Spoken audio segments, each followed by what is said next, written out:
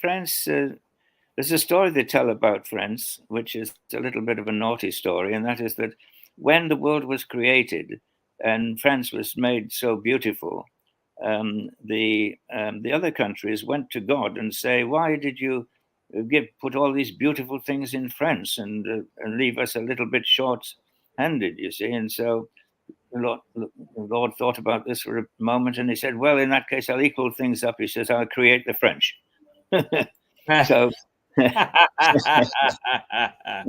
now that's very unkind on the French because they've got they have remarkable qualities and but they're different. We're all different. I mean, the idea of thinking that we're all the same because we're human beings, because we look alike. I mean, this is one of the amazing mistakes of Europe.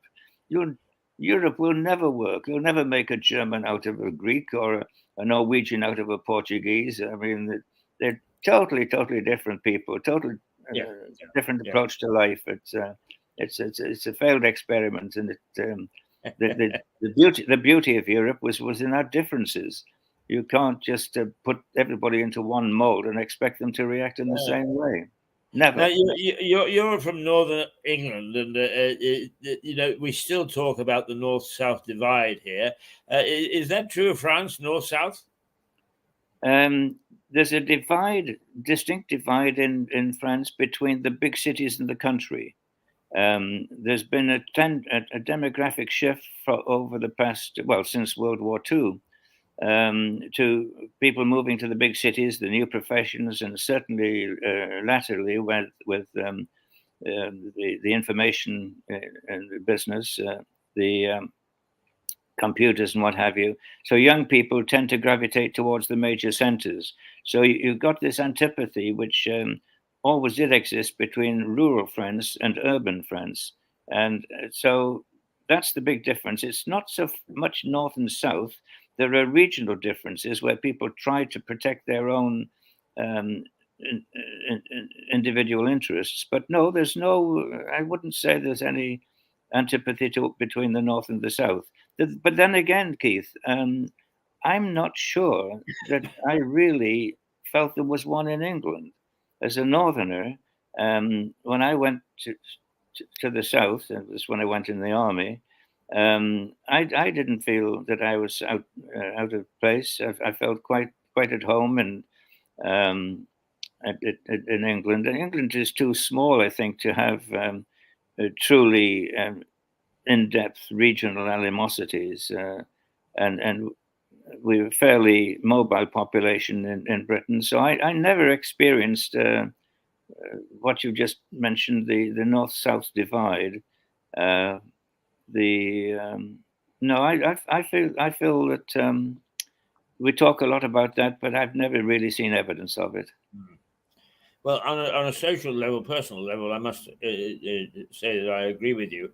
That is, for instance, the mayor of Manchester and the mayor of Liverpool would say it's economic, and that's why they tried to build this super duper rail link. To try and what do they call it? The leveling up policy. Yes. And I mean, you've got an excellent train system in France, have you not? The high-speed train system is very good. The local train system is a little bit wobbly. Well, not wobbly. It's very, very mechanically. It's very sound, but it's limited. And France, in terms of communications, both by rail and road, suffers from being north-south on a north-south axis. There are very few transversal routes, either by rail or by road in France. They're trying to rectify that with the motorway system, with some success. But if you want to go anywhere specifically, very often you've got to head up to Paris and then head back down again to wherever you want to go if you're wanting to cross the country. The problem is exacerbated certainly by the high central plateau, which is called the Massif Central, which is in the lower half of France. And that's difficult to get major roads through. It was quite a fight to get the A20, the autoroute 20 through there. So most lines of communication in France tend to come down from Paris towards Orléans, then split left and right to go either side of this huge geographical impediment, which you find the Massif Central further down. And then you get some transversal lines. But it's not easy to travel. You can travel north-south in France quite easily and very well with the rails and the road. But traveling across France is tricky. It takes a lot of time and some hilly country. Yes, I can remember as a very young man. I was 21 years of age, I guess, traveling down and going through Grenoble. Yes. I was really quite fascinated by this town set in the mountains. Oh, it is. The Romans had built sort of fortresses way, way up. God, it would have defied even modern civil engineers. It's quite incredible and quite fascinating. Oh, indeed, indeed, and of course, Grenoble is an amazing city to see with these huge rock formations. When you just wonder nature went wild, and Yes, you just see indeed. a rock growing up out in the middle of a field, and by that I mean a rock that is 1,500 meters high and 1,000 meters wide. It's just sitting there in a field. It's not a stone; it's a huge rock, and several of them. Quite an amazing city, Grenoble, and the going through a bad time at the moment. Lots of crime, unfortunately, Oh, and really? yeah. So some of the major urban centres in France are suffering terribly from. There are lots of no-go areas. There are about 60 uh, at least no-go areas in major French cities where even the police can't go. Really? Oh, yes. I mean, is that anything to do with what we were talking about earlier? That the police tend not to be practical anymore.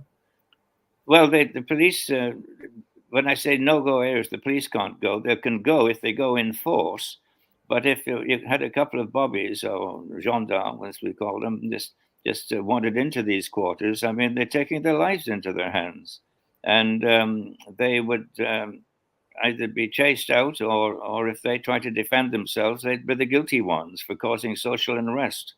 And so, no, it's some of the city centres, or not city centres, city suburbs almost, in the major French towns have become no-go areas, and where the gangs rule, and it's funny in a way. Sometimes these drug gangs set up social institutions and help young people who in need of social care, and as they try to respectabilize themselves. But it's a weird sort of, it's almost a two-level society that's happening in some of the big cities, and particularly in big cities which have been taken over by I won't get into the right or left argument here, and into the social do-gooder type of mayor, the ecologists,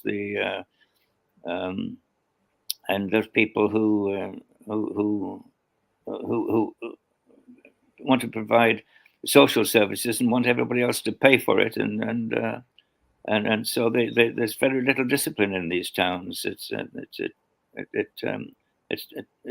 going to be very difficult to bring these no-go areas back into mainstream life. I don't know how they're going to do it. In fact, without there being a very much of a swing to the right in politics, which of course is happening in Europe. There is a swing to the right in European politics, pretty much all over. France is headed down that track. There's a good chance that that Marine Le Pen will be elected next time around, or somebody like her, and they will either have to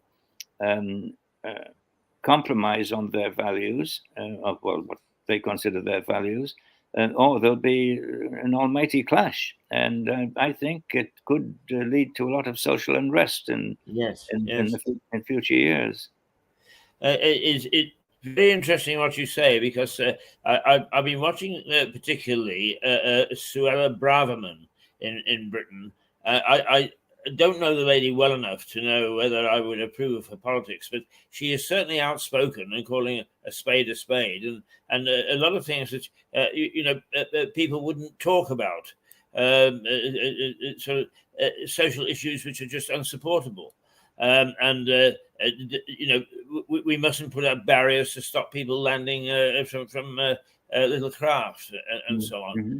The sort of things that are upsetting the populace, but politicians are afraid to tackle, and she's tackling them. So whether she's going to be another Marine Le Pen, I don't have no idea. But now, what was her name again? Suella. Suella Braverman. Oh yes. Oh yes. I know. Yes. Yeah, the Home Secretary. Yeah. Mm-hmm. Yeah. And it is interesting, isn't it? Is that in your country and mine or ours, it's the ladies that are being outspoken. Well, that's right. And Suella Braverman, and of course, Priti Patel is the same. I think she's got the same mindset. Yes. Somebody who is more moderate, but just as firm, I think, is going to be Kemi. What's her name? Badenoch, is it? I forget. Oh, yes. Yes. I think she's probably the next leader of the Conservative Party when I view politics from this side of the water. But there's going to be a period of the Conservative Party in the wilderness, that's for sure. Yes. And even a more serious problem: will the Conservative Party survive the one that 1832 Peel and the rest of it? Will that political entity survive? And it's very doubtful if it will. If, for instance, Farage and a few more like him got behind Bryce and really provided a conservative, in big letters, alternative to what the conservative and small c conservatives, almost left-wing conservatives that are in power now, if they provide an alternative for the silent majority, it could be the end of the Conservative Party. That's my reading of the situation. Well, but again, I'm not an expert, but I very can interesting. see those dynamics at play. Yeah, it's very, very interesting that 4 years ago in this district, there's only 100,000 people, so we won't read a great deal into it, but it was dominated by the Conservatives and had been for a long period of time. Mm-hmm. They don't exist. They were wiped out at the last election. Mm-hmm. So if that was reflected across the country, the Conservatives, as they are presently constituted, are in a tough place. Well, one of the big mistakes we make, though, is we talk about the Conservatives, but we're not talking about conservative thinking. That's right. I think Britain as a nation has outgrown extreme socialism and has become a naturally conservative nation. There is a natural audience for conservative policies, but the Conservative Party that we have at the moment is not providing those policies. It's not listening to the people, and it will get thrown out, and rightly so. I mean, yes. A bunch of losers, as far as I can see. Many parties have to go through a cleansing period, don't they? Absolutely, and the Conservative Parliamentary Conservative Party is so out of tune with the conservative nature of the middle of the road voter, and not necessarily a right wing voter, but just a middle of the road voter. That they just lost it. They're not even close. I can't see any difference between the Socialist Party and the Conservative Party at the moment in Britain. I mean, I can see a difference, but the difference isn't as great as the Conservative Party would like to think. And I think that your assessment, particularly looking at it without being involved in the local politics, as it were, is a very valid one, Harry. And I'm glad that we got onto this topic. But we have been going for an hour, so I think we must let you go back to your beer, even though it's. Well, you're the one. You're the one with the beer. You're the one I saw with the beer. Yeah. Now let's see. It's next week that you're not available? And if I can move my medical appointment, maybe I could move that too. Medical appointment, I'll be available, but I'll let you know during the week.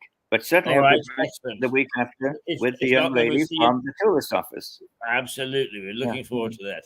Okay, Okay, Harry. Joe. Thanks. It was a fascinating Thanks. morning, Thank and you. it's the sort of thing that I'm pleased that these sort of sessions turn into, because I think insight is one of the things that we can, through a small television station such as this, impart, and it is a very important element in any country's political and social and economic development. So, God bless you, my son.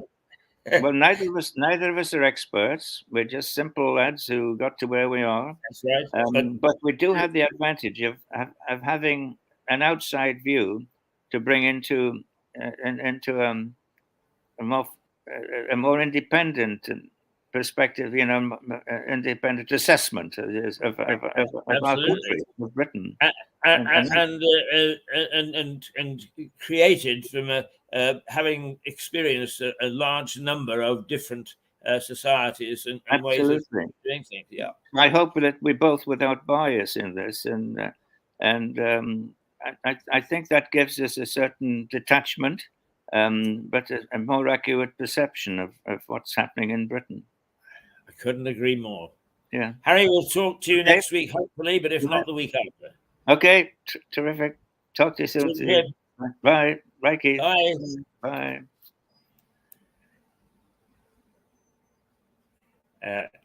There we go. And now we'll clear the decks, because Liza Page is up next, and here she is. So we take a break for about 2 minutes or 3 minutes, and then we'll be back with Liza. So where are we? This is where we are.